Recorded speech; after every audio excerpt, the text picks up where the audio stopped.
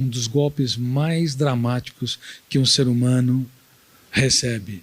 Quem nos trai? Os amigos ou os inimigos? Os amigos. Aqueles que você doa muito e recebe tão pouco. E gera frequentemente uma janela, killer, duplo P, poder de ser lida e relida e poder de ser retroalimentada, gerando uma plataforma, um cárcere mental. Há pessoas traídas de qualquer forma, financeiramente, não apenas sexualmente, traídas afetivamente, traídas no trabalho, traídas de qualquer forma. E essa traição se torna inesquecível.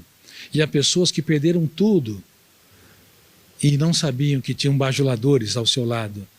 Ficaram poucos amigos. Os bajuladores foram embora. Por isso que o grande desafio de um pai, quando ele tem muito, é saber se os filhos o amam pelo que ele tem ou pelo que ele é. E é muito interessante que o mestre dos mestres veio de maneira tão pobre, tão miserável, não prometendo um céu sem estrelas, nem caminho sem acidentes. Bom, quando Judas o beijou, era para detonar o gatilho da memória, abrir uma janela, killer duplo P, com duplo poder, poder de encarcerar, poder de ser lida e relida. E a âncora, abrir ou fechar o circuito da memória. Janela killer duplo P, abrir ou fechar. Hiperfoco, sem raciocínio. E o alto fluxo ler e reler, abolindo, condenando, excluindo o seu traidor, ou recuando timidamente, mas para espanto da psiquiatria, para espanto, assombro da psicologia, para perplexidade da sociologia e psicopedagogia, e para minha perplexidade, ele olhou para o seu traidor, não deixou gerar o hiperfoco, pelo contrário, abriu as janelas lights da solidariedade, da empatia, do autocontrole, e lhe disse: amigo, nunca um traidor foi chamado com tanta dignidade no ato da traição. Amigo, e fez uma pergunta. Ele elogiou e provocou com uma pergunta. Elogiador, provocador. Amigo, por que você está aqui? Ele levou o método das perguntas, do questionamento, no nível que Sócrates jamais imaginou. Sócrates, que foi o grande perguntador e inquiridor da filosofia.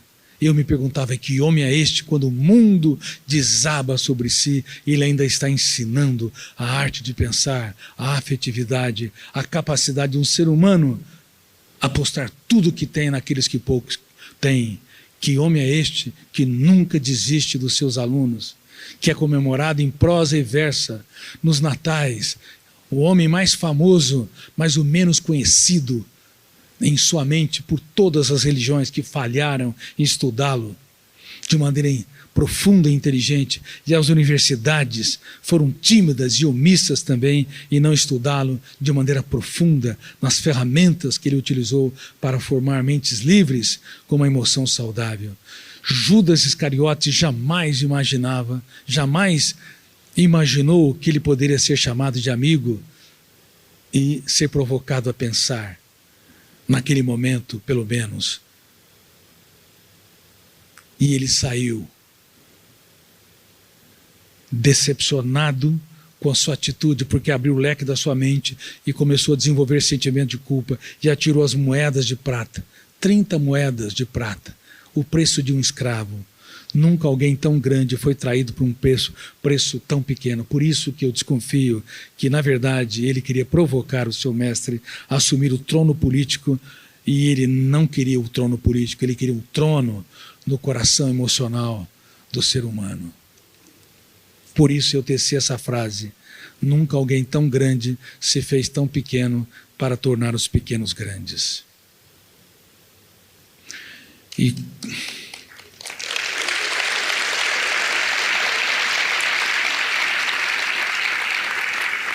quando vocês comemorarem o Natal, pense nessa criança que se tornou um adulto extremamente fascinante, uma mente de uma grandeza e complexidade e beleza inenarrável. Não apenas comemore, não fale superficialmente, pergunte se vocês se fazem pequeno para tornar os pequenos sucessores, pensadores.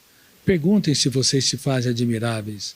Perguntem quando vocês são desafiados ou contrariados, se vocês são capazes de surpreender, formando janelas lights naqueles que o decepcionam, seja no seu parceiro ou parceira, no seu filho ou na sua filha, ou nos seus pais ou seus amigos. Pergunte, pergunte. Quase Judas se torna um dos grandes pensadores da história, mas infelizmente no caminho o sentimento de culpa ganhou um volume muito grande e ele gerou um hiperfoco. Se achou o mais diminuto dos seres humanos e suicidou.